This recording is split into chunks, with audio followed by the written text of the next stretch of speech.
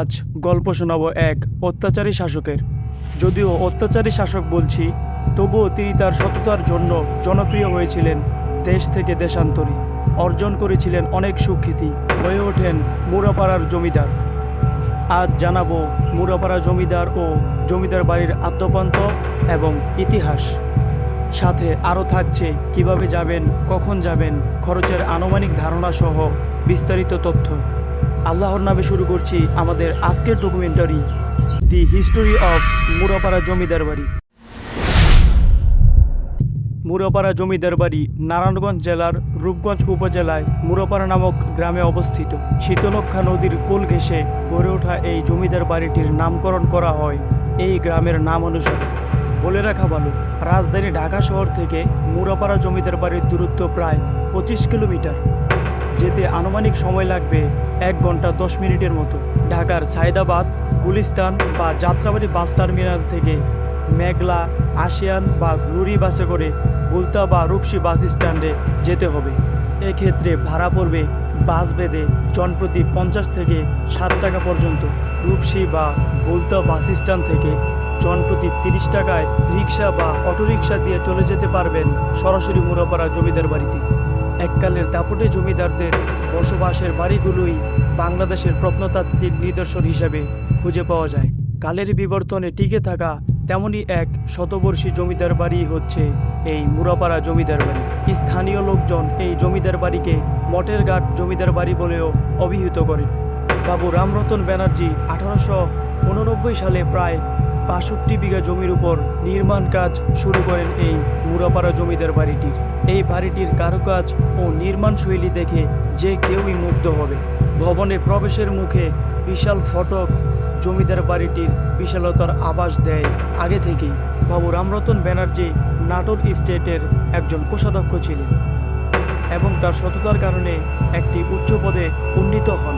কিন্তু প্রচলিত আছে বাবু রামরতন ব্যানার্জি শুধু এই বাড়িটির ভিত্তি ও কাঠামো তৈরি করেছিলেন, কিন্তু তার মৃত্যুর পর তার পুত্র প্রতাপচন্দ্র ব্যানার্জি 1889 সালেই তার পুরনো বাড়ি রেখে পেছনে আরও একটি প্রাসাদ তৈরি করেন।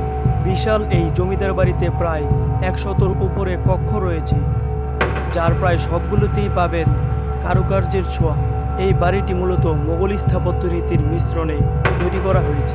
এই জমিদার বাড়িতে রয়েছে কাছারিঘর, অতিথিশালা, আস্তাম্বল, নাচঘর, পূজা মণ্ডপ, বৈঠকখানা, বাড়ার সহ বিভিন্ন ভাগে ভাগ করা অংশ।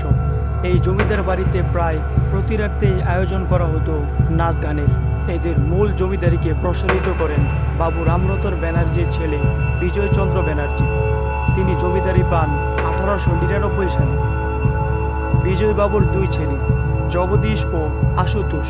বড় ছেলে হওয়ার সুবাদে পরবর্তী জমিদার হন জগদীশচন্দ্র ব্যানার্জি। 1909 সালে জগদীশচন্দ্র ব্যানার্জি এই ভবনটির কাজ সম্পূর্ণ করেন এবং নিজেই একজন জমিদার হয়ে ওঠেন। জগদীশচন্দ্র ব্যানার্জি একজন জনপ্রিয় ব্যক্তি ছিলেন, কারণ তিনি 2 বার দিল্লির কাউন্সিলর হিসাবে নির্বাচিত হন। জগদীশচন্দ্র ব্যানার্জি তার শাসনামলে অনেক কিছু তৈরি করেছিলেন প্রজাদের জন্য। আবার তিনি নানা কারণে তার সেই প্রজাদের প্রতি ছিল অনেক কঠোর।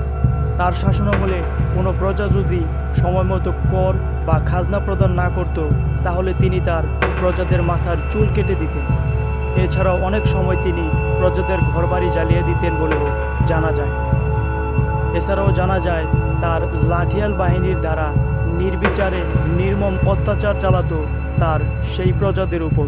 1947 সালে দেশ বিভাগের সময় জগদীশচন্দ্র ব্যানার্জি এ দেশ ছেড়ে কলকাতায় পাড়ি জমান।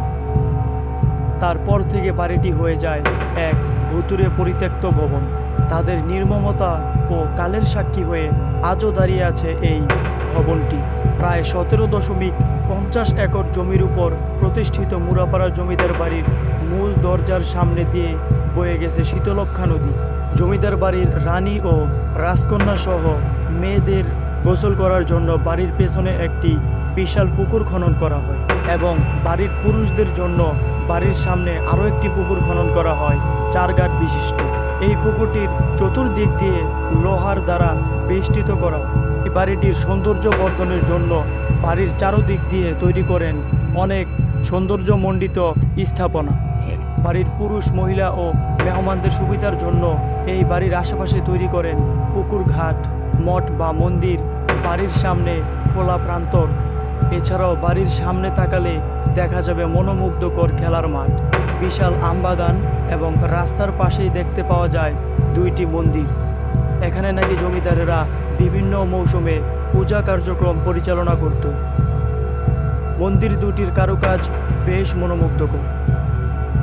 আজ কোথায় গেল তাদের ক্ষমতা, কোথায় গেল তাদের নির্মমতা? তাদের তৈরি রাজ্যে আজ শুধুই নিস্তব্ধতা। এখানে কতই না ছিল প্রজাদের কান্না বিজড়িত চিৎকার ও হাহাকার। আজ সবই বিলীন হয়ে গেছে স্রোতের বিপরীতে। কালের বিবর্তনে অম্লান হয়ে রয়ে গেছে তাদের স্মৃতি। জমিদারি প্রথা বিলুপ্তির পর 1948 খ্রিস্টাব্দে তৎকালীন পাকিস্তান সরকার বাড়িটির দখল নেন ও এখানে হাসপাতাল এবং কিশোরী সংশোধন কেন্দ্রের কার্যক্রম শুরু করে।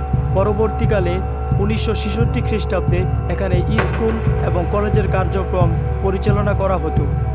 বাংলাদেশ স্বাধীন হওয়ার পর 1986 খ্রিস্টাব্দে বাংলাদেশ প্রত্নতত্ত্ব অধিদপ্তর বাড়িটির দায়িত্ব গ্রহণ করে সেটিকে প্রত্নতাত্ত্বিক স্থাপনা হিসাবে তালিকাভুক্ত করে।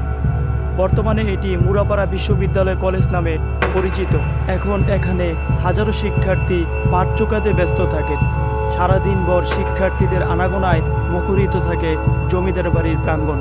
শুক্র ও শনিবার বিশ্ববিদ্যালয় ছুটির দিন থাকায় এই 2 দিন দেশি বিদেশি অনেক পর্যটক ভিড় জমায় এখানে। তবে জমিদার বাড়ির নিস্তব্ধতা উপভোগ করতে চাইলে যেতে পারেন যে কোনো দিনের শেষ বাড়ি, অর্থাৎ পরন্ত বিকালে। আজ এ পর্যন্তই। খুব শীঘ্রই দেখা হচ্ছে আমাদের পরের পর্বে। শীতকালীন সিলেট অভিযান নিয়ে তৈরি ডকুমেন্টারি ও সিলেট ভ্রমণের সম্পূর্ণ গাইডলাইন নিয়ে।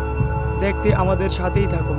আপনি যদি আমাদের চ্যানেলে নতুন হন তাহলে অবশ্যই চ্যানেলটি সাবস্ক্রাইব করে বেল বাটনটি বাজিয়ে রাখবেন। এতে করে আমাদের পরবর্তী ভিডিওগুলো দেখতে পাবেন খুব সহজেই। আল্লাহ হাফেজ, ভালো থাকবেন সবাই।